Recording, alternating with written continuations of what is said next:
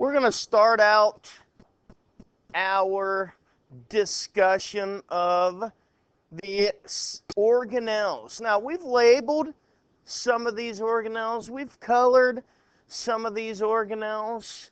Now we're going to get into filling out our grids of some of these organelles.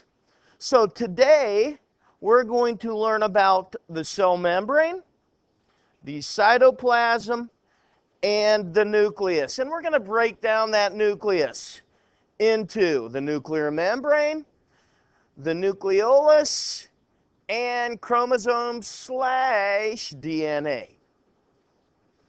So, let's first of all discuss what the cell membrane is.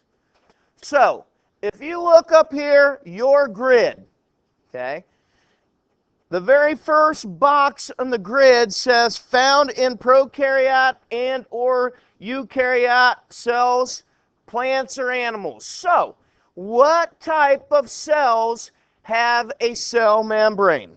Based on what we're seeing up on the board, how would you answer that question? What type of cells have a cell membrane? No one? No one? Yeah, Isabel? Prokaryotic cells and eukaryotic cells. Okay, looking up here, right here it is in the plant cell, right? Right here it is in the animal cell. So, all types of these cells have a cell membrane. So in that first block, I would put prokaryotes and eukaryotes. If you need to remind yourself, I would also write plant cells and animal cells. Now, the structure of the cell membrane is that it is located on the outside of the cell. Now, that's not totally true with the plant cell, because what's outside of the cell wall, or excuse me, well, I just told you, my bad. What's outside of the cell membrane? Well, the cell wall is outside of the cell membrane. Okay. Now, this cell membrane is made of what we call a phospholipid bilayer. Okay, a phospholipid bilayer, and this is what that phospholipid bilayer represents. You're going to see later on that these are heads and these are tails of the bilayer. So here's a head, here's a tail, here's a tail, here's a head. So the bilayer means that there are two layers of these phospholipids. Now, what is the function of the cell membrane? Well, number one, it controls what enters and leaves the cell. It controls what comes into the cell. It controls what goes out of the cell. Also, the cell membrane will protect and it will support the cell.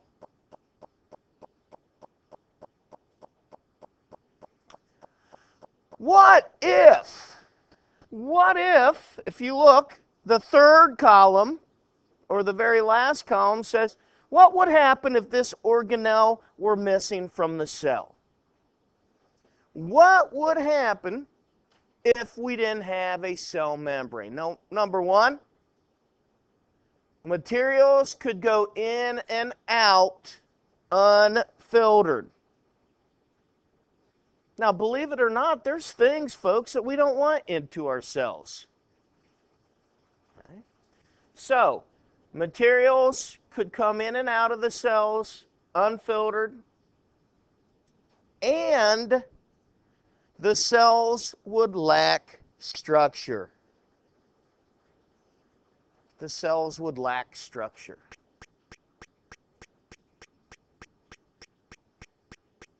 So, what you should have is you should have all three columns of the grid for cell membrane answered.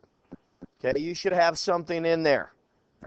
Just to review to make sure we're doing it correctly. Okay, Ethan, what do you have in the first block?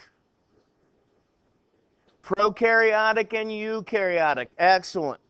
Brittany, what do you have for the structure of the cell membrane?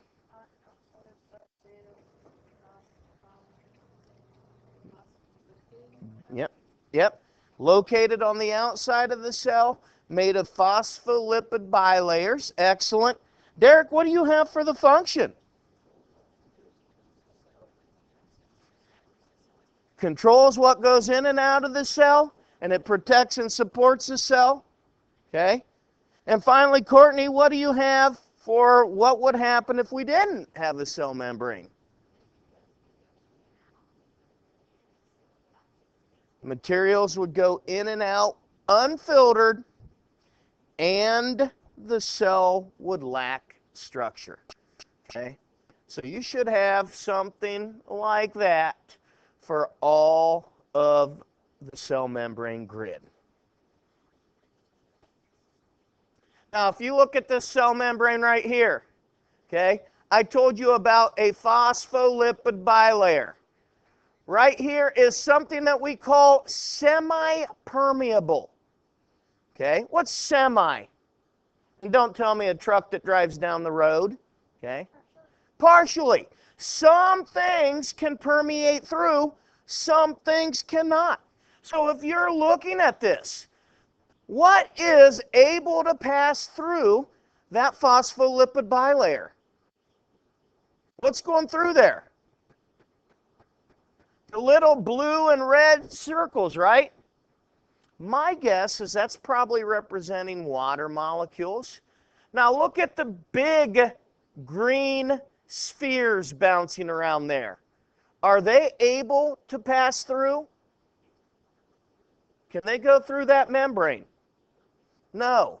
So this would allow the little blue and red dots to pass through, but not those big green dots. So it is a semi-permeable membrane. The cytoplasm. The cytoplasm, as we're looking up here, yes, it's in prokaryotes. Yes, it's in the plant cell. Yes, it's in the animal cell. So, the very first box of our grid is what cell types have a cytoplasm? That would be prokaryotes and eukaryotes. Both types of cells have a cytoplasm.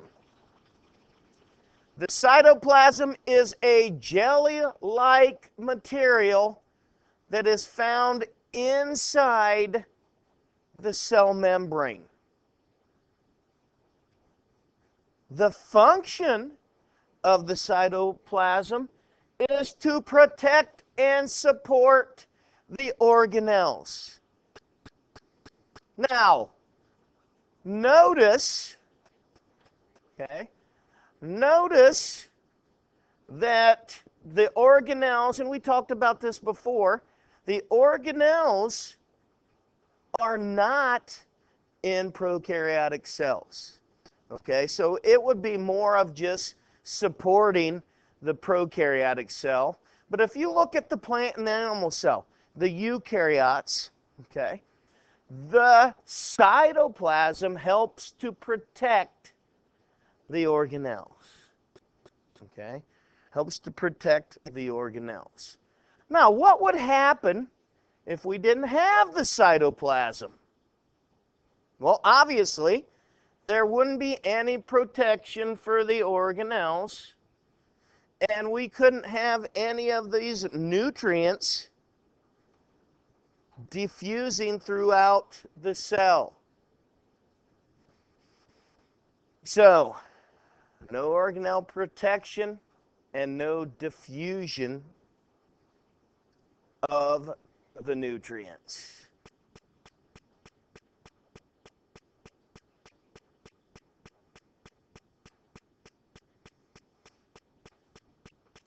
the nucleus, nucleolus, and DNA.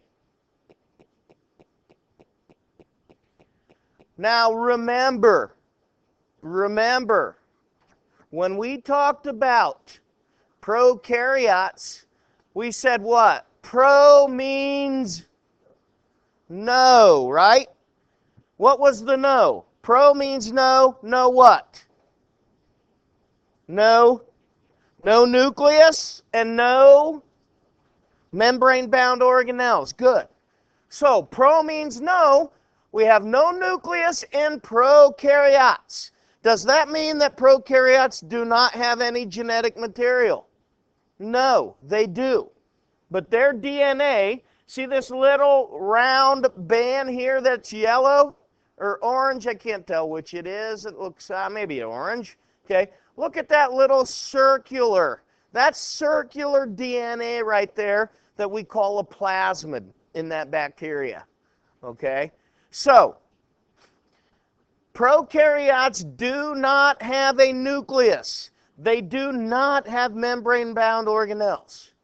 Eukaryotes, on the other hand, right here in the plants, in the animal cell, and right here in the plant cell, these have nucleus, a nucleus. So prokaryotes do not, eukaryotes do. Remember, eu means true. Eukaryotes have a true nucleus. Now, a nuclear membrane controls what goes in and out of the nucleus. We just said that the cell membrane controls what goes in and out of the cell. Nuclear membrane's the same. It controls what goes inside and outside of the nucleus. Okay. The nucleus contains genetic material. Okay. Genetic material is the DNA and the chromosomes. This is what contains our traits. This is what contains our traits. Now, the nucleolus. The nucleolus is, and we can't see it because this isn't cut apart. We can't see a cross section here. We've actually opened this nucleus up, and I can see all these squiggly things in here. These squiggly dark lines are the DNA. This circle right here, that circle is the nucleolus. What is the function of the nucleolus? What does the nucleolus do? It makes ribosomes. Says it right here, doesn't it? The nucleolus makes ribosomes. So make sure that you have that somewhere, that the nucleolus makes ribosomes.